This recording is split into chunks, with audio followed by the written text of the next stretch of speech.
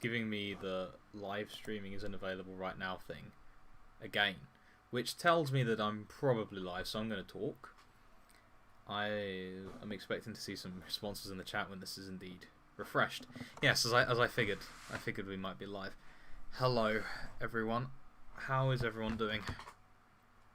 We're going to be doing another one of these streams where I go through some pre-written notes. This time on the anti-Catholic origins and the pointlessness of the secular and quote spiritual far right. Now, the only reason I should probably clarify. Yeah, okay. Thexan says we are live, so we are clearly working. Now, I don't like the term far right because it's a term from the French Revolution, and so it's naturally going to trap the discourse here with the bound of 1789, which is interestingly one of the problems that I have. But I thought that first of all, I could talk a little bit about how we're going to approach the stream, because I don't think it's beneficial to simply lay into the thinkers, Guillaume Fay, for example, Nouveau Droit, Julius Evola, René Guénon. I don't think it's beneficial to simply lay into these thoughts and the current trends that are going on in this section of the internet and this section of thought in general. And so I thought that it would be more productive if I were to lay out the problems with which this is attempting to combat in some sense, and also provide a very brief and not necessarily exhaustive list of things that we indeed have to work with if we wish to benefit our societies. And if I'm entirely honest, I believe that a lot of these thinkers are going to have to be jettisoned, because I think that they are placed in a position of prominence for essentially no good reason. Particularly the older thinkers from the 1920s and 1930s. So, as usual, we're going to be doing the thing where if you have questions, you can post them in the chat as I go along. This is, of course, not a strictly enforced stream wherein I just talk and there's no user interaction. There's going to be a lot more going on than purely that. So if you guys have questions as time goes by, just drop them in the chat. Now, I'd also very much appreciate if you could share these, and if you could start off by sticking the questions in the questions channel on riot.renaissancemen.xyz. That's where I'll place primacy. But that's enough rambling from me. The painting in the background, for those who are interested, is a painting of the adulterous woman put before Christ by the Pharisees. How should we judge this adulterous woman? Of course, the story goes, let him who hath no sin cast the first stone. Now, why did I choose this? It might become apparent as the stream goes forward. So, as I said, I think that the best way to start this is to start with the problems of the modern man, which is ultimately where I think a lot of the impetus behind the far right comes from. Not purely a political aim, but it's something far more deep than that. And I will begin with the personal problems of a lot of modern, I suppose you'd call them middle-class white men.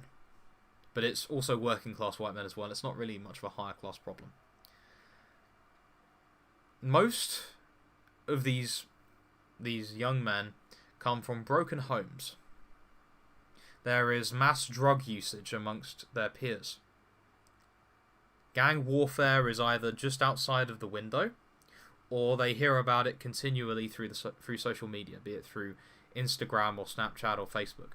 They see continual murders, continual violence on the streets of their cities. There is no sense of community. These people barely even know their own neighbours, in many cases, or they don't know them at all. there are higher levels of violence within the homes as well of these men. They're used to, at the very least, a low level of aggression between potentially their parents, which is something that is increasingly common, and sometimes much higher levels. They are subject to an abysmal school system, a system that I would argue is almost an advantage even, because it miseducates so poorly. It's very easy to get people into other mindsets. They've grown up in a society where there is mass abortion. 60 million in the United States alone since the passing of Roe v. Wade. 2 billion worldwide since 1980. The normalization and the active pushing of sexual perversions.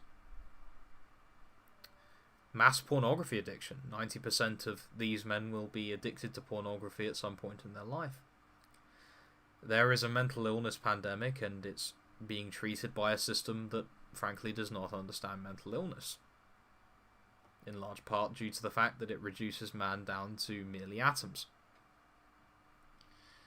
There is a massive absence of self-control with people. People don't understand the point of suffering for the sake of gains later on. There is, of course, the aforementioned ethnic tension. I understand, Diana, that this is depressing, but I have to sort of set up where the far right comes with solutions and how I think it's only going to make things worse. We live in a society, yes, with huge economic disparity between the top 20% of people and everybody else, where people who own multiple houses can dominate those who can scarcely rent a flat. Now, that's not to say that all landlords are rich. Don't get me wrong here, but there is a very, very rich upper class in almost all Western societies that dominates the rest of the society at large, both in intellectual ways, in economic ways, and also by making it very difficult to acquire land. Most of the production that goes on in these countries is useless. Most people don't buy things of that much value. They buy things that are disposable. There's no sentimental value to the things that are owned. And most of the jobs that particularly middle to upper middle class people work in are fundamentally useless. You only need so many HR directors, diversity consultants, recruitment people, and data entry sorts of people. And ultimately their ends are towards things that don't really matter, purely the generation of money for the sake of keeping the rent. Indeed, not only do we have these economic and social problems, we also have these often very personal problems, and I'm sure that many of you will be able to relate. Many of us are trapped on computers. We have no life outside of the computers, because there is no community outside of our flats and outside of our house to take part in. There may be some shallow behaviour, going to the gym perhaps, but there isn't really anything to be called a community out there, and so we just get addicted to YouTube, addicted to image boards, addicted to Reddit perhaps. Many of these figures are divorced. They have met a wife that they believe didn't work for them, or they were perhaps cast aside, or their parents divorced so that they don't any longer see their mother or father, or very rarely. They may have a very weak father or very weak mother. There's nothing to strive for at all. There's nothing to really conquer. There's no possibility for heroism that is ostensible, because the school finds heroism something that is verboten. And so, because there aren't any obvious places to conquer, and no real working options that would enable someone to conquer something. They just sort of stew. There's a massive lack of trust for the opposite sex in both men and women. In fact, I've seen this expressed almost more viscerally by women than by men. And so that makes relationships very fleeting. And so the two cannot become one flesh in the mind of many men nowadays, and there's often a lower level depression, sometimes an actively medicated depression, as a result of these factors. Now, where does one go? They don't know their own history because the schools haven't taught them it. They don't know how to be heroic in a situation where they're restricted to a flat in a tower block in the middle of a major city. They have no one to love because they have no trust for the opposite sex, because the opposite sex, and I mean this in both cases, is more interested in perhaps carnality than in loyalty. Or at least that's the perception. In fact, I think the reality is more that because people don't believe that they'll ever be happy in a relationship, that they cast that aside and they take a hefty third place in the sense of having transient, meaningless relationships. What does one do? Well, they look to extremes because their lives are meaningless. I mean, the school doesn't give you any meaning like this. They just tell you, invent your own meaning. Go and write books. Go and, do something to whitter away your time on Earth before you collapse one day from a heart attack and die with no one around you. Or maybe one or two family members if you're lucky.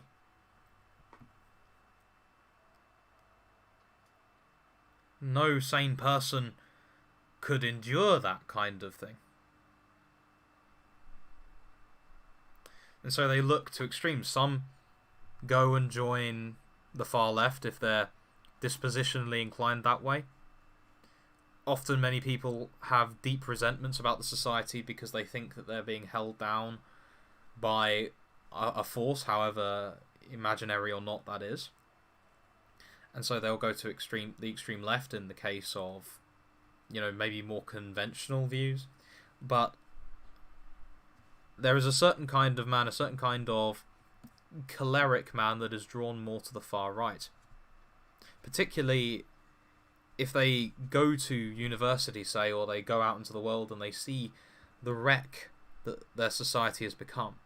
And of course, just like the church, and just like many other institutions, the far right is waiting with open arms to embrace that person. But the trouble is that it really doesn't solve many of these problems. What's with the dislikes? People came in beforehand and, of course, disliked it. I suspect from my old channel. Now, one of the things that I have noticed with the far right is that it seems, regardless of any of the perceived pronomianism, this idea of return to law and order, it's fundamentally chaotic. You have secular people on one side, you have neo-pagans, you have Satanists. I've even heard from some people keeping a close eye that there is a popularization of devil worship in the form of what is known as Agartha. And of course, aside from the obvious nonsense of these views, all of them, the chaos means that they cannot unite under any real first principle, although that is of course not their offensive aim, because they are aiming to change this somehow politically.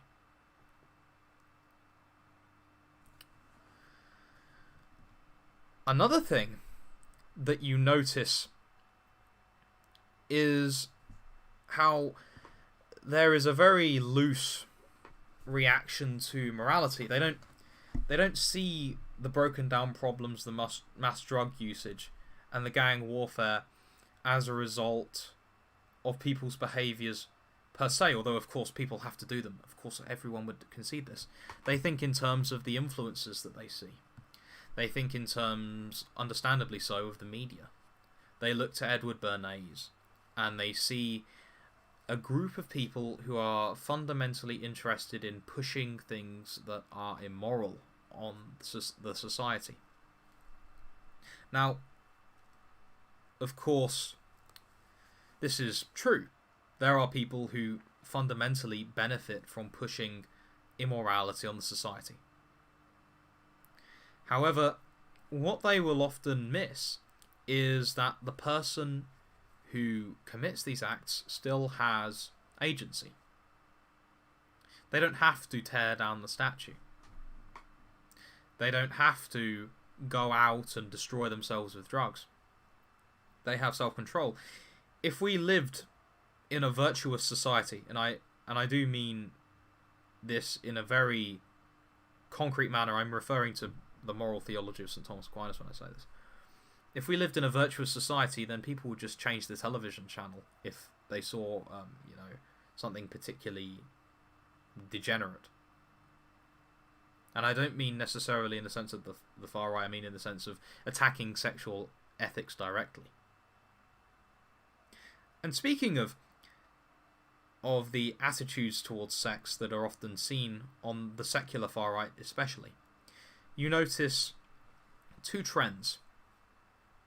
First of all, and this is probably the more trivial of the two, there is often an obsession with the early life sections of media figures with these sorts of movements.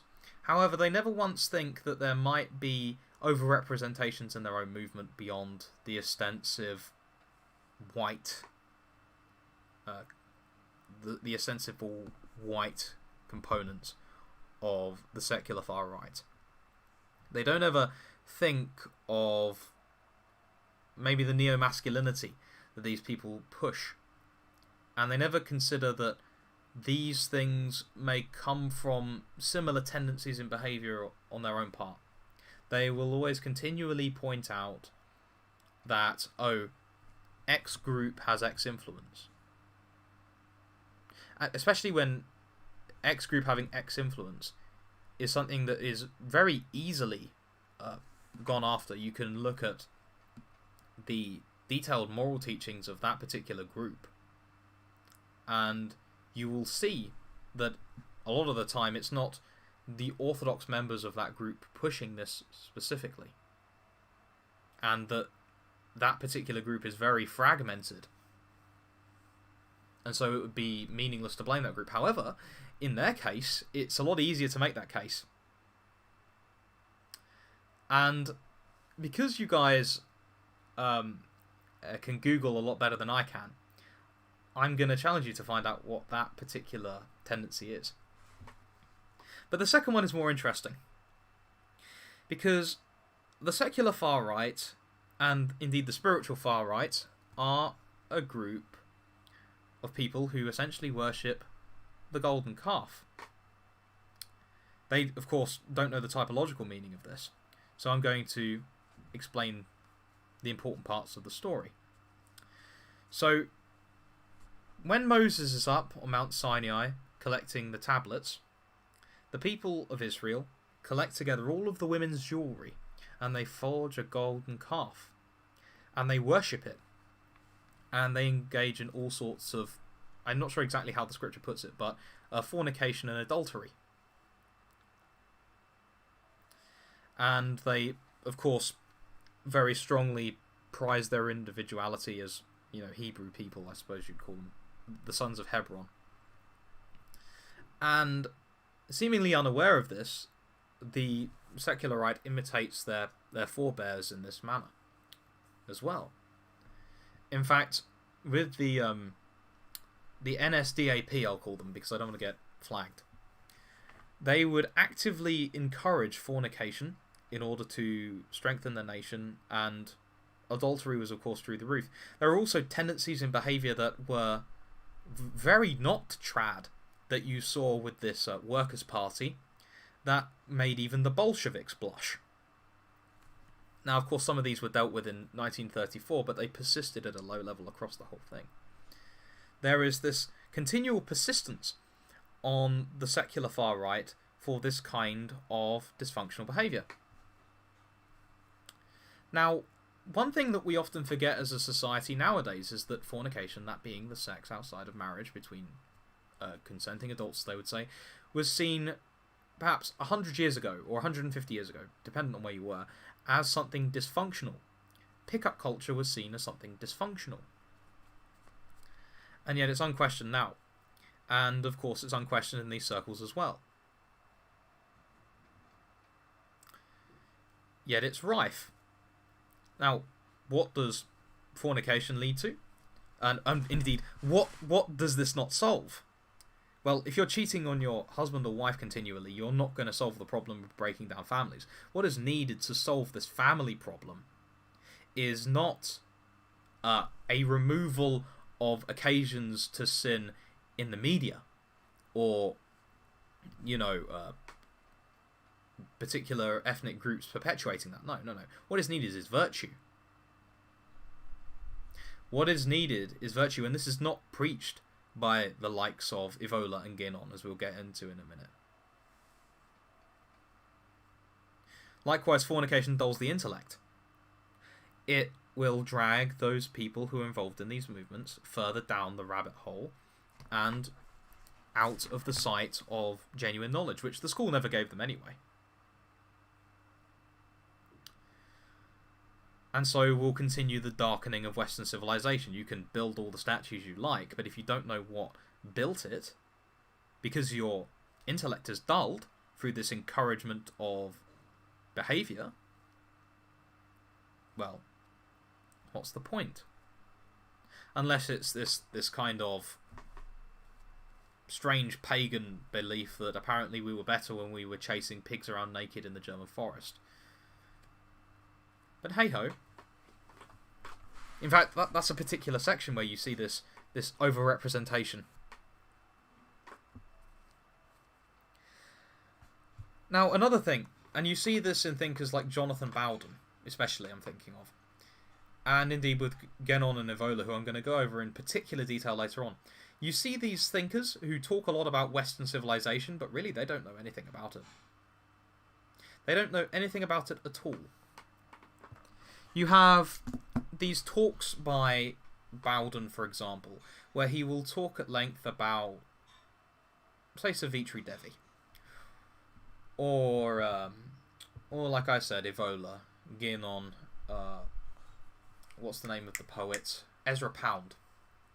And they'll talk about Western civilization biting back, but they don't know the first thing about Western civilization. Almost all of the thinkers that they read, Nietzsche, Schopenhauer, these were all influenced by ideas that didn't really exist in the West before about 1700. Schopenhauer was famous for his views that came from India. Nietzsche, of course, was a famous philologist who did study the classics, but he studied them in such a way that was ignorant of their Christianization, which happened for a reason.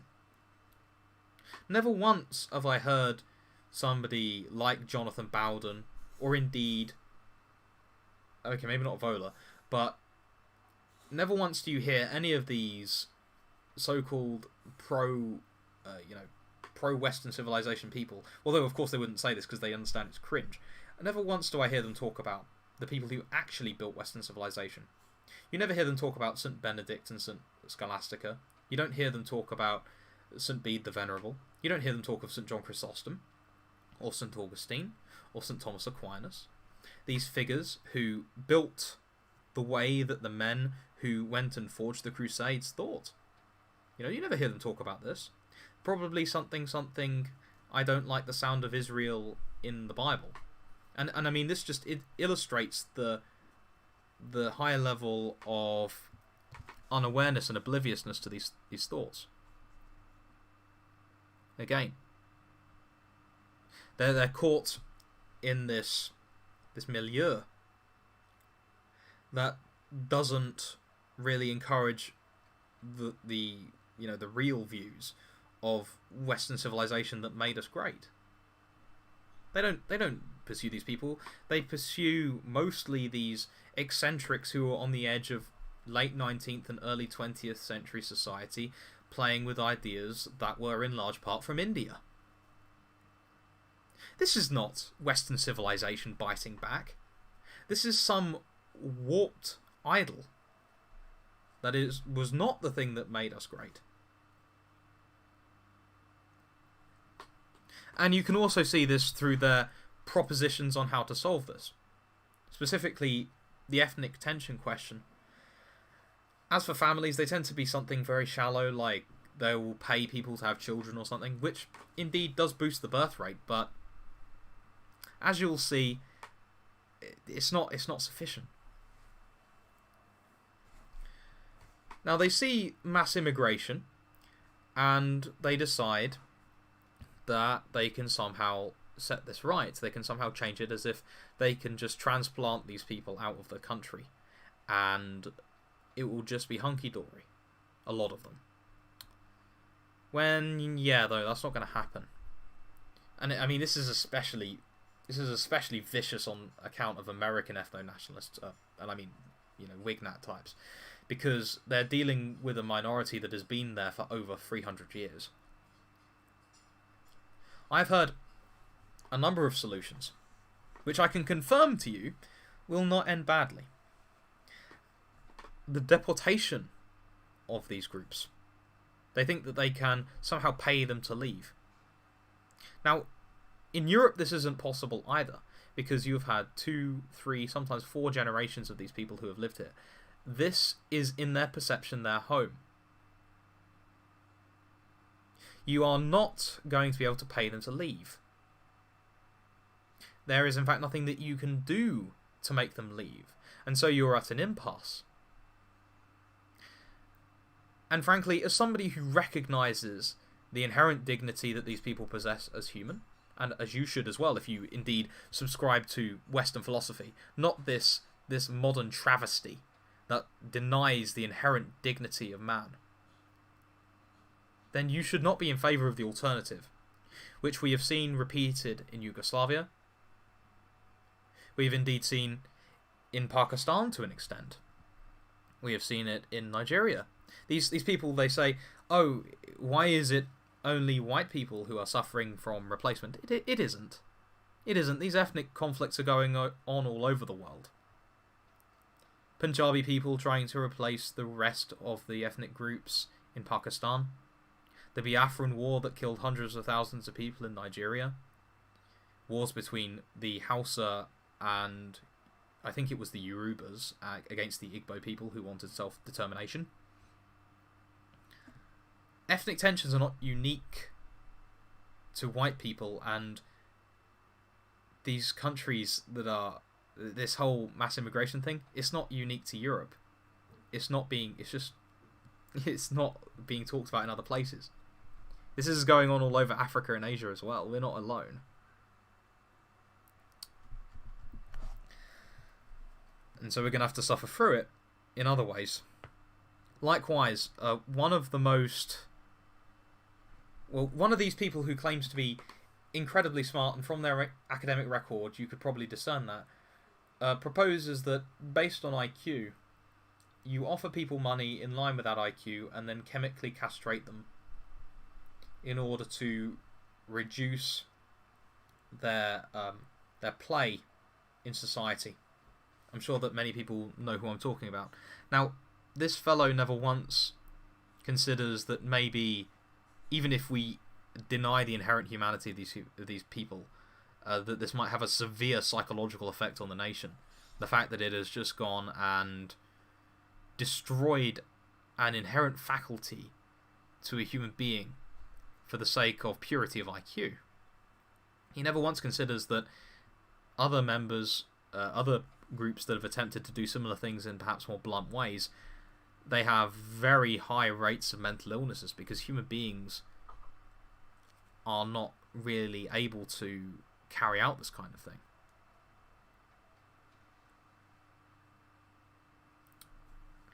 He never once considers this. And likewise with pushing abortion on minorities as well, this murdering of children. Do you think that this society is somehow going to recover from 2 billion dead babies in any sort of one, like some sort of fell swoop? And do you think that pushing more selectively on minority groups because you perceive them to have a lower IQ and a higher crime rate, in spite of the fact they're suffering from the same social problems as us? Do you think that this is going to solve the problem, or do you think it's going to lead to more dead people and more destruction? It's very hard to make statues when there are bodies everywhere. And apropos to this, there is a continual attack on Islam and minorities generally in their representation in the media and representation in places of power. And they assume that this is because there is a desire on the part of some people, which may well be true, to subjugate the people through reduction in IQ, usually. Now, you see, this is, again, an indication of this abysmal education system that we've inherited, because they are unaware of what has been going on in the Islamic world for the past, I'd say, 250 years. So, in the Ottoman Empire, which was originally the centre of the Sunni Islamic world, you had an increasingly degenerating Islamic leadership in the form of the various sultans. And they passed liberalising reform after liberalising reform and tried to push that on their people, in a similar way to how the revolutionaries in France tried to push their beliefs on the people in the Vendée. And of course you had a lot of very, very unhappy people with this. This is where you get Wahhabi theology from. It's a reaction to secularizing tendencies in the Ottoman government. This is actually, in fact, why the Arabians fought alongside Lawrence and tried to secure their own kingdoms, because they thought, well, we will have this liberalism torn down and we will be able to go back to Islamic republics in our own end of the world. But unfortunately, that's not quite how it happened. Partly on part of the people living in these countries, but also on the part of Western governments. Because they were expecting to receive decent rulers who were Muslim, or in some cases more Christian than they were, but really they just received an even more intense, creeping secularism in the form of the British mandate, the French mandate in Syria and Lebanon, Ataturk, Mustafa Kemal Ataturk in Turkey, and later on, after the decolonization, Nasser in Egypt. And these people tried to repeatedly push down the Islamic feeling and indeed replace and degenerate these traditional Muslim communities to make them easier to control. Now, of course, you got a reaction to this in the form of the Muslim Brotherhood. And this is why we see so much Islamic chaos today. We see Al-Qaeda and Boko Haram, to a lesser extent groups like ISIS, Al-Nusra. All of these are reactions to Western secularization of the Middle East when it doesn't want it.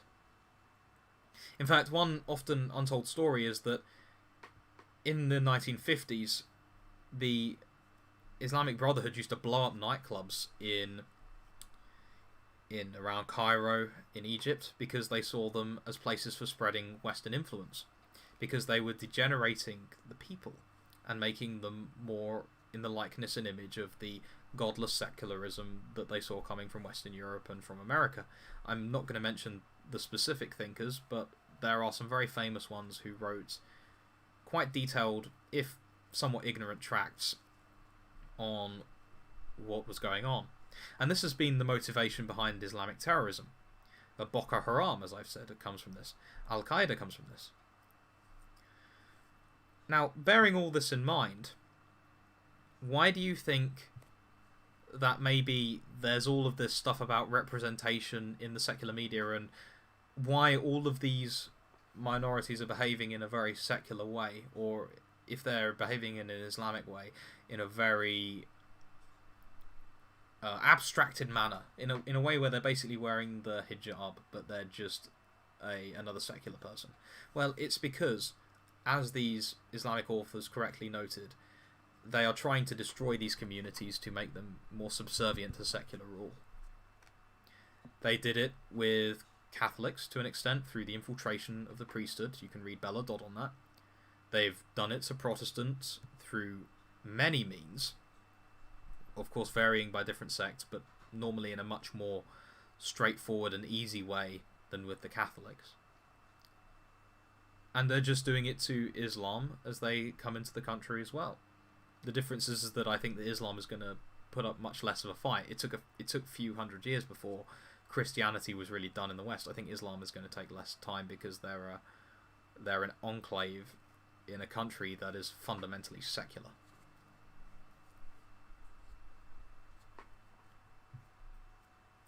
And so by attacking these foreign religions and saying, oh, the upper classes are trying to replace us, they're missing a lot of the context. And so they misdiagnose the problem. The problem isn't so much one of an encroaching faith that, frankly, the far right cannot stand up to, because it's a negative political view as opposed to the positive religion that is Islam. Not to say that one should... Obviously it's false, but there's no real response out of the far right that will really deal with it. Instead of seeing it for what it is, they always make it, oh, we're being replaced in our countries, we're being replaced, when really the secular establishment is trying as hard as it can to melt these communities and make them subservient. Now let's consider some of the, well, two major thinkers that are involved with the far right. Very important figures, although very underestimated in circles that aren't the internet. Julius Evola and René Gonon, and their interactions with the Catholic Church, because they have indeed got some very interesting ones. In fact, especially Evola. And I can say I have read the Men Amongst the Ruins while I listened through it, and I have read the sections on Christianity in the Revolt Against the Modern World. In fact, it's on my bookshelf, and I can tell you he does not know what he's talking about. In fact, I would be hard pressed. I was very surprised rather that he grew up in a Catholic country, because he just does not know what he's talking about, and you'd think that the schools would have given him a better idea. Then again, this was the Italy of Garibaldi, so this wasn't always... Of course, you can't expect always a very good clerical education, particularly for an engineer like Evola. Now, he had a run-in with someone very important, and this is from the book Mussolini's Intellectuals by A. James Gregor.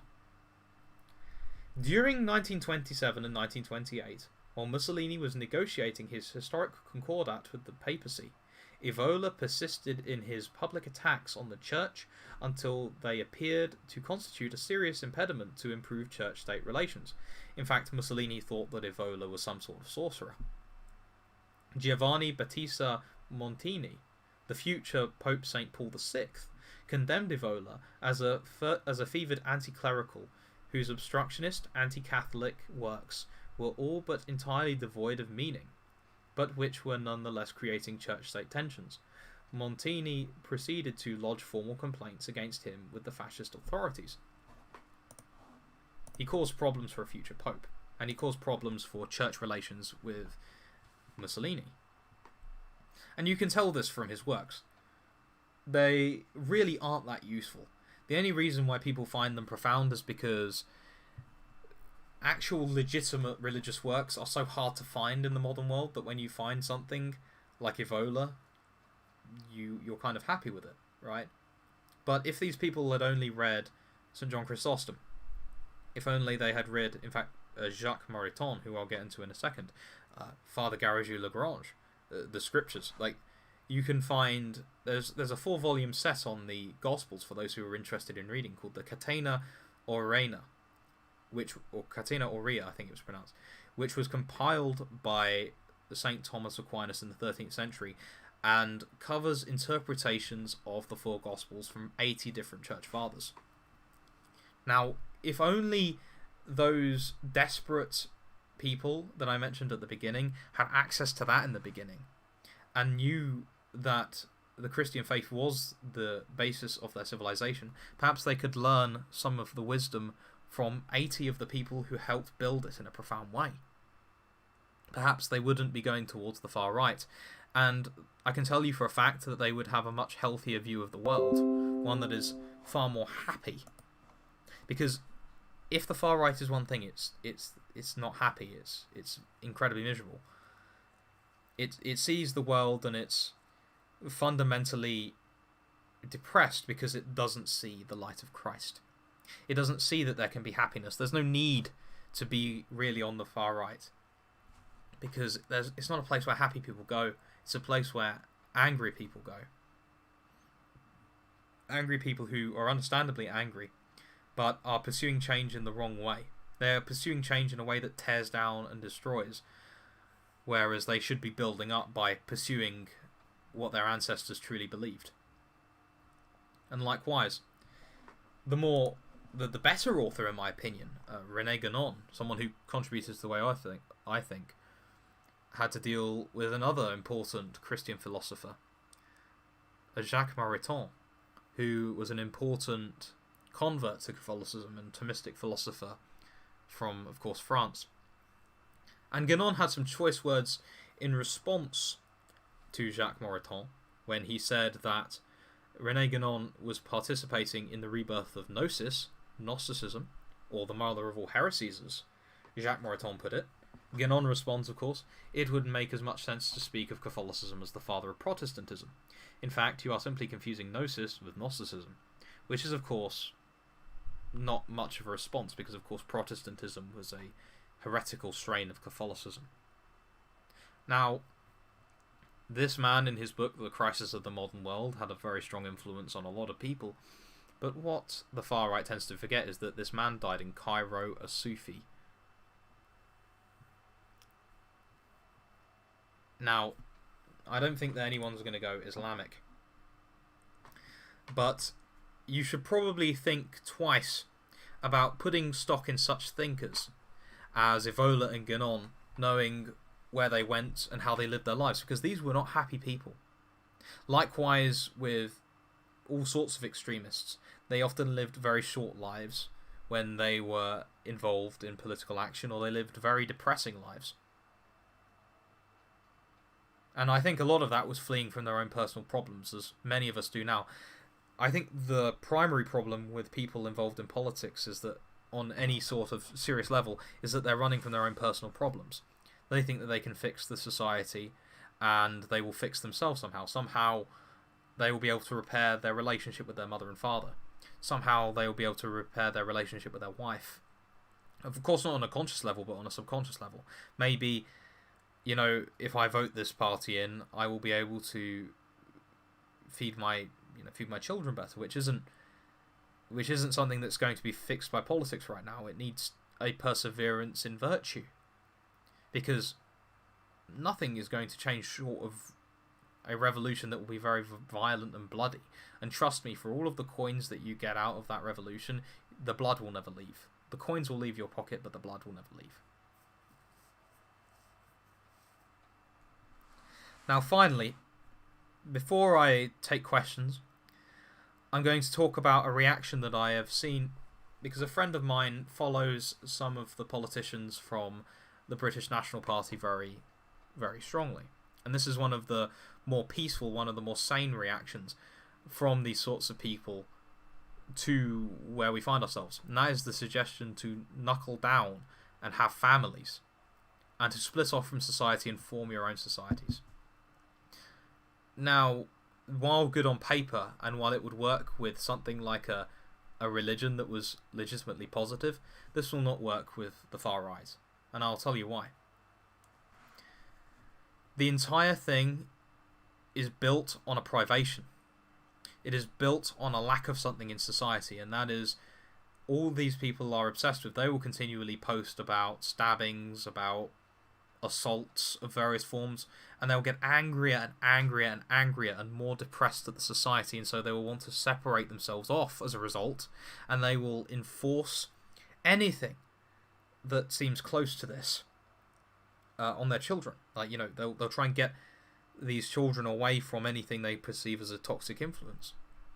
Now, the trouble with this is that these children that will be born in this environment will not inherit the same tension. They won't know. They will be 5 or 6. They won't be able to realize.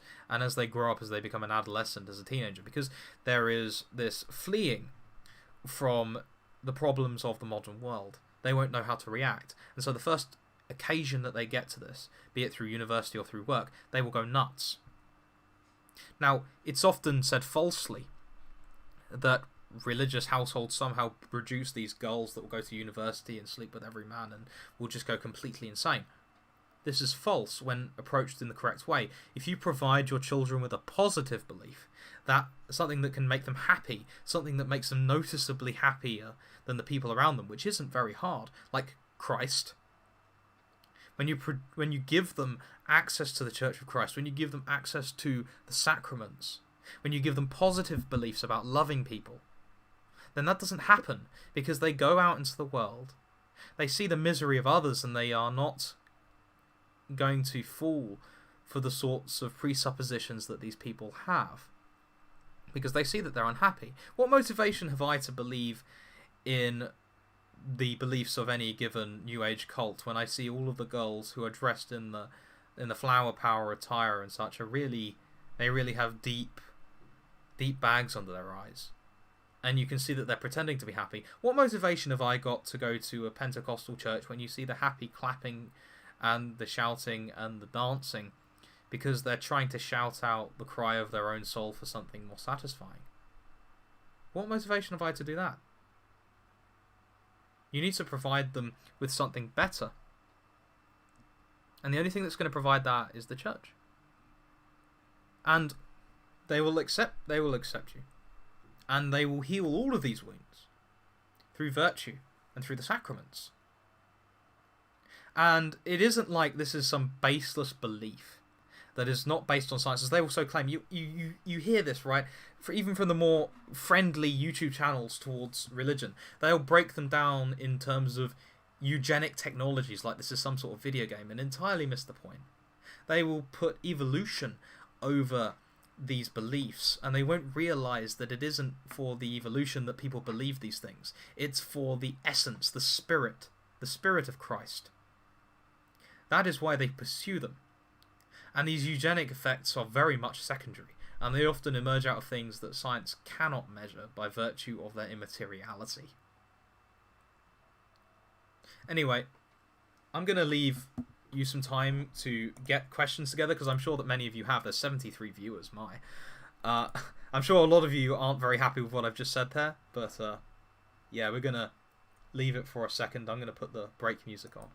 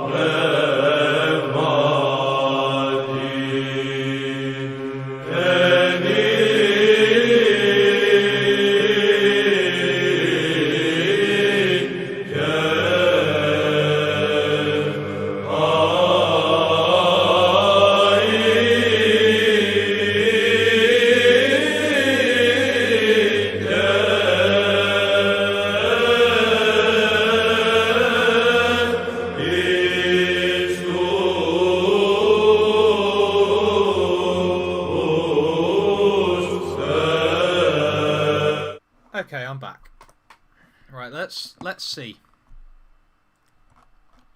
Because I know that there's a bunch of questions that have gone on throughout, so I'm going to scroll back up to the top. We do a stream addressing sedevacantism. Well, sedevacantism is essentially Protestantism, and it has a tendency towards cult behaviour. In fact, I wouldn't be surprised if you could classify it as a new religious movement, but it comes out of a place of deep dissatisfaction with the behaviour of the church hierarchy, which I'm not going to attempt to defend. In essence, you don't throw out the Pope and the bishops because you perceive them to be doing something wrong. You still obey them as if they are Christ, and it doesn't matter how they behave. It's not going to nullify their office. Oh yeah, the NSDAP interest in the occult. Yeah, it's a common thing on the far right. No, Agartha is about underground demons apparently or something. I just heard this and I heard it compared to. Okay, so there was this interesting phenomenon on Malta. It used to be very wooded, and there were some interesting pagan beliefs. Some very disgusting pagan beliefs on that island before Christianity came. And I'll put it this way. There's a reason why the cannons are pointed inward on the island as opposed to outward, as you would expect from an island that was under continual Muslim attack.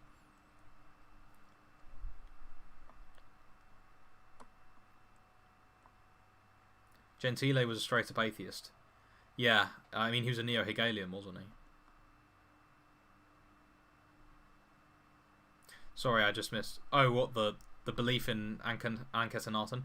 Actually, I heard somebody say that they believe that Joseph may have converted one of the pharaohs.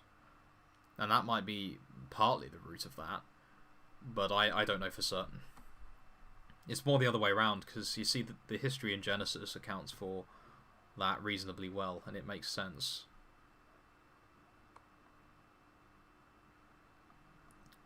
Yeah, in 1 Maccabees chapter 5, the Maccabees allied with Rome, actually, against... it may have been chapter 8, actually, against the Seleucids. Actually, I'm going to check the riot to see if there's any riot stuff. Okay, so there's a couple of things in the general chat. What do you think of Jan de Mansniga? I probably butchered that. I don't know about that. You don't have to put the things on there like that, Isadora, in the chat. I've seen several people adjacent to the Bronze Age, BAP people, who talk variously about, yeah, I've read the Bronze Age mindset, and it's, you know, the only thing it's useful for is motivation fuel, and I think it could be carried out by something that isn't so vociferously full of error. It's so full of error that it's not worth reading for anything aside from something telling you to go outside and to lift. It's really that simple. What are you thinking about Catholic far-right wingers? I think they should stop identifying with the far-right, because the far-right is a French revolutionary concept.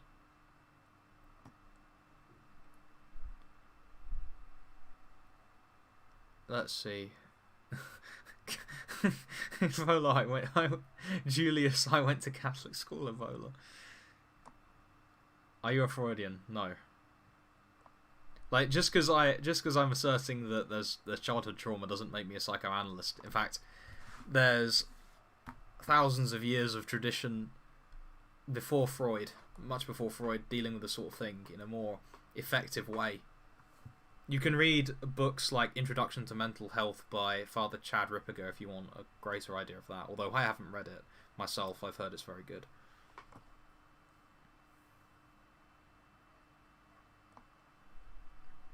Why do you reduce the far right to those of pagan and secular thinkers to Maestros? Because that's the aim of the stream. I'm not saying the far right. If I said the far right generally, I was referring mostly to its modern incarnation, because there's almost no Catholic right to speak of in the West, at least in the English-speaking West. Although we should distance from those terms as it is. How do you get around the fact that Pope Francis is more or less actively caving into the same modernity you think Catholicism will win against? He isn't. Bear in mind that you are reading this from media sources that are antithetical to him, be they rad trad or be they modern secular ones. Go and read his books. He wrote a book actually with a rabbi once, which where he sets out a very orthodox view. Of course, he's no Benedict XVI in terms of theological qualifications, because that's just not his style. But to suggest that he is somehow caving to modernity at all, I don't think there's much basis for that. Other people around him may well be. You know, the whole Pachamama thing could be perceived that way. But him himself, I don't think so. In fact, he was often known for being quite traditional in South America, where he was, where liberation theology was rife. Let's see. When you explain that happiness can only be found in the church, define church, the body of Christ. The mystical body of Christ, not like a building, like the church, the sacraments, the sacrifice on the cross, and the triumph over death.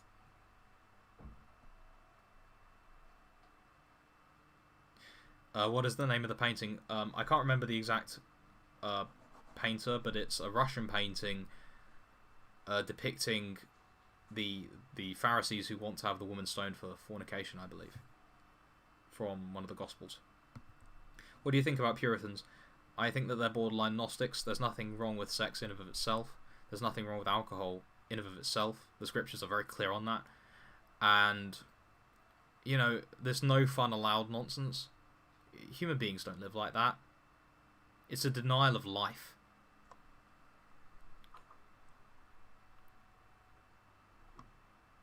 You seem to reduce a very diverse mode. Yeah, you see, obviously it's not going to apply to everyone. I'm just going for particular extremes. Yes, I know that, Felix.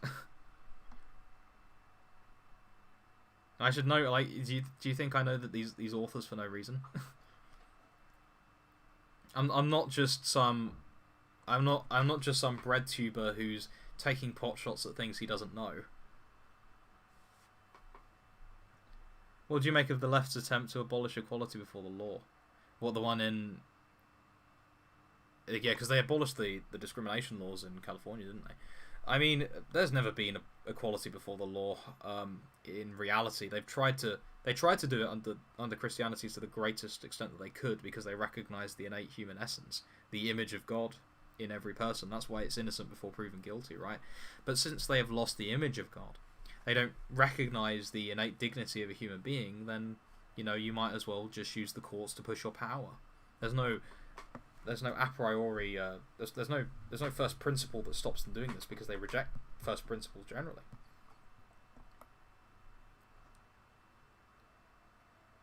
What advice would you give to any young fathers, for sons and daughters, for raising young children and teenagers? There are a number of very, very good homilies by St. John Chrysostom on family life, specifically the ones on Ephesians. There's a book on marriage published by St. Vladimir's Press that contains these, although you can find them for free through New Advent, and you might be advised to go through New Advent, in fact.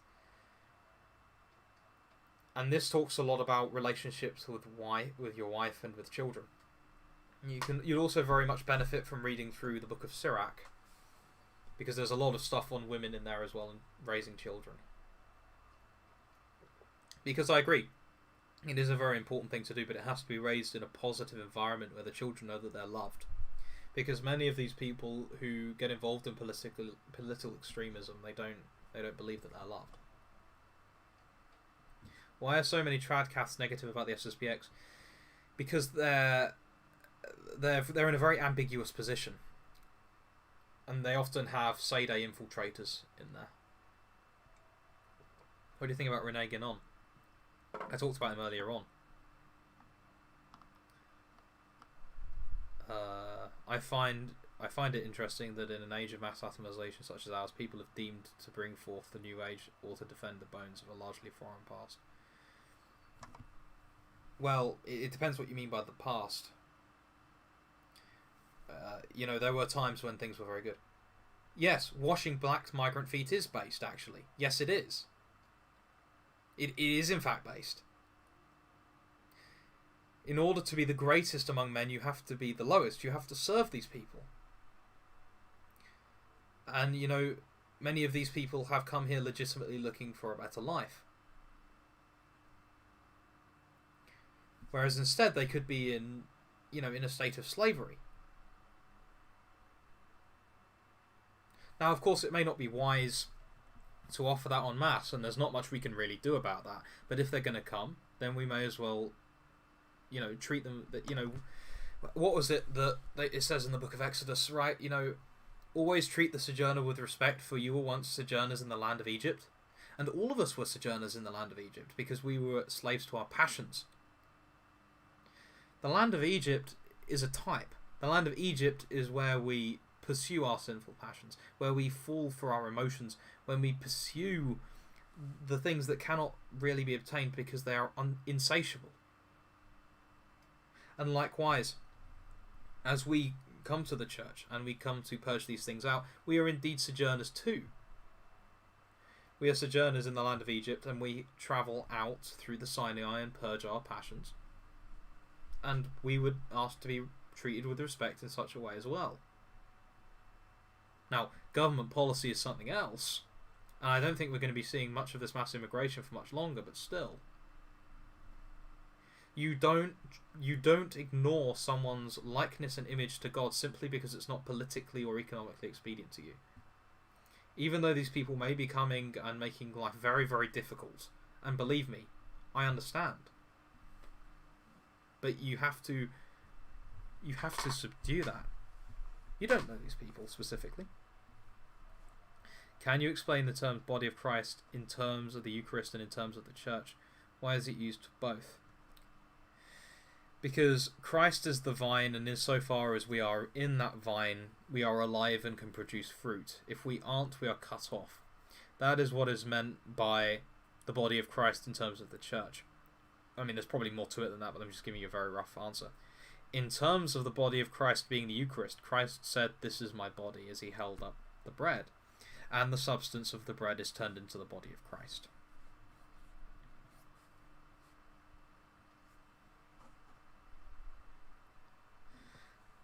There's a lot of preferential treatment the Jesuits have gotten instead. Yes, because Francis is a Jesuit.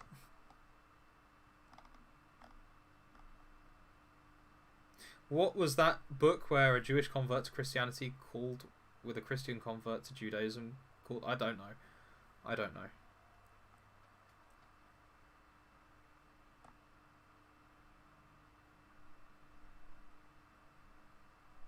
Yeah, homosexual tendencies aren't a sin.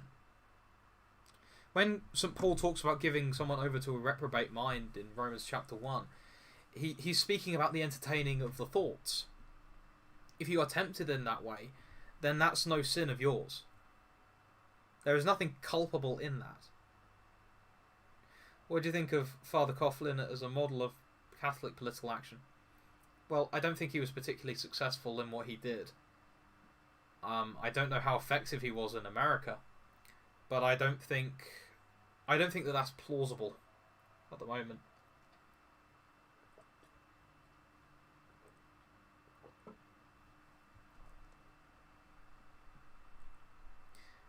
How is the SSPX ambiguous? They're clearly schismatic. Yeah, they have, and I've read very strong arguments to suggest that they're not even really there to offer confessions, and it may be a mortal sin to, go to their masses, right? But there are always people who will come out with arguments against it, so I'm not actually sure. You see, you have one priest on one hand who's writing a big Summa Theologiae style question and answer, which does indeed suggest that they're schismatic, in fact more schismatic than the Eastern Orthodox. But on the other hand, you have other people saying different things. So I'd just not associate with them out of being careful, right? Because I don't know. I'm no theological genius. I'm just a guy with a YouTube channel. Who would be the greatest saint of our time if most modern confusions are incarnations of past heresies? Ooh, that's a good question. I think everyone would benefit from reading St. Irenaeus of Lyon's Great Heresy. Not Great Heresies, Against Heresies. That would be a good start. But being catechized is a really good one as well. There are so many heretics. There's so many heresies to refute, and the saints have done it in different ways throughout time.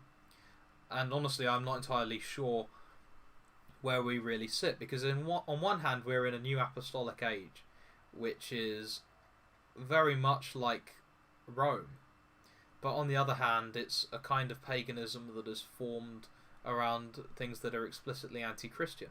Now thankfully it's mostly anti-Protestant, but it's nonetheless anti-Christian. So I think that the closest thing that we could possibly do is look to the very earliest saints of the church. Irenaeus of Lyon, for example. I think it's Clement of Alexandria that was the other early one who wrote the Stramata and the Teacher, the Pedagogus. Those people are good to read, and I know people who are reading them. I haven't read them yet because I'm doing other things. I know a little bit about the Adversus Heresies by Irenaeus, but I never really cracked through it. I would just put them first. Has perennialism influenced your views at all? Yeah, I do think that there is one primordial tradition, and I believe that primordial tradition is the Roman Catholic Church. I don't believe that there's any amalgamations. I believe that there are elements in other religions, for example Islam and Judaism, but I don't think that they are true, and I don't hold to the belief that everything is somehow, errant. I believe that the Catholic Church is errant in all that it is inerrant, even as it holds, in all it holds. This channel is weak. Nick Fuentes is everything you are too weak to be. Okay, that's why he's permitting, Satanists in his movement. But hey ho.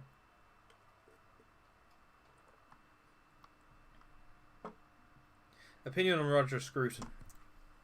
I've attempted to read 2 of his books, but I didn't really like the books. I went through his one on music, and the only reason I didn't like it is because I didn't know much about musical theory, so it was kind of nonsense to me. His book on conservatism, yeah, I didn't really like it because it was very much in the tradition of Edmund Burke, and I'm not in that tradition whatsoever.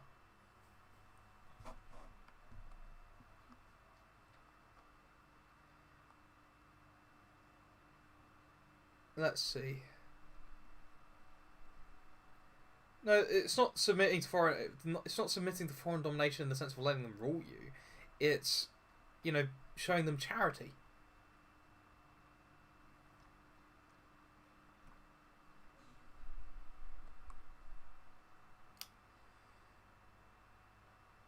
What is your opinion on Engelbert Dollfuss and the Fatherland Front, we'll call it? I think that Engelbert Dollfuss and Antonio Salazar were probably the closest to Catholic rulers that we had in Europe after the First World War. And I think particularly Salazar was very effective. However, Dollfuss, you have to admire his bravery. He was martyred by the Nazis.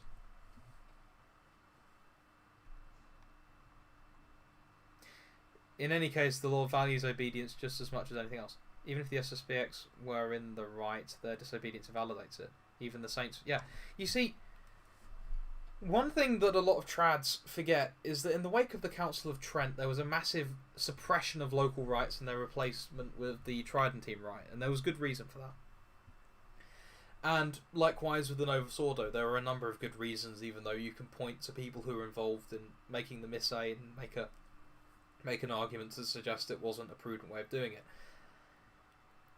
But the thing you notice is that you don't see many of these writers complaining that the Tridentine Mass has come and astroturfed everything. You don't hear St. John of the Cross going on about it. You don't hear St. Teresa of Avila going on about it. You hear people talking about the Mass, of course, St. Robert Bellarmine, but you don't hear the same cacophony of screeching as you do over the Novus Ordo in those writers. And it may well be that they're just lost to time. But to go so nuts over the liturgy to effectively consecrate bishops without papal permission, and also to go full sede, some of them, it's Pharisaism.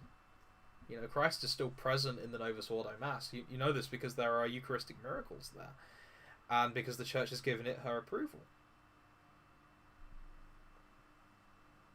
What do you think More's purpose was in writing Utopia? I don't know.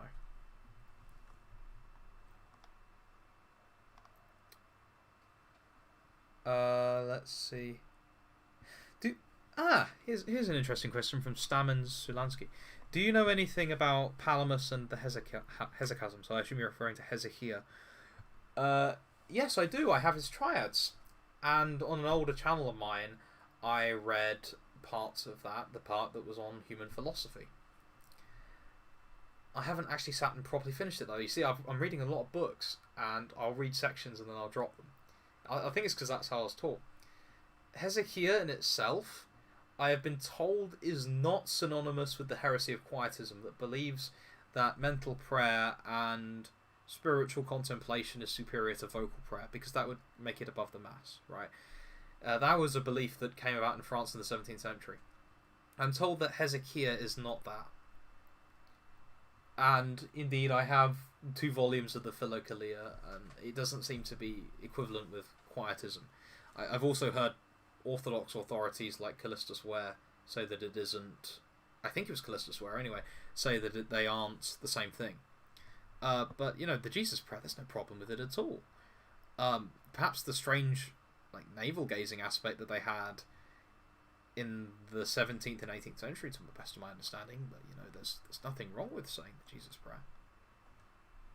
Thanks for answering. Do you see any trend in increased interest in traditional style Catholicism among the younger generations? Yes. Opinion on Franco. Necessary reaction. What Satanists did Nick Fuentes allow in his movement? I heard out of a friend. I don't watch Fuentes. But I've heard from a friend that there is a particular fellow who is interested in this Agatha stuff, and I believe he's called something like Panther Den or something. And I've been told that it's edging more towards that kind of craziness that needs to be very much distanced from. So, if I've said anything false, I apologise, of course. But if that is true, then I would be backing away from that movement very, very quickly. I'm just checking my Discord because they sent me the particular name.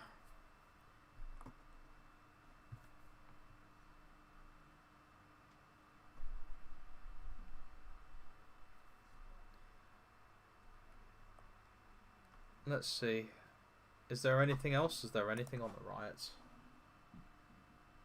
Are you familiar with Vedic Cyber God? No, I'm not. Anyway, we're going to bring this to a close. Unless anyone's got any final questions. Actually, there's one comment here. Many of these most people don't have anything in common with the past they romanticize. Yeah, there's no virtue.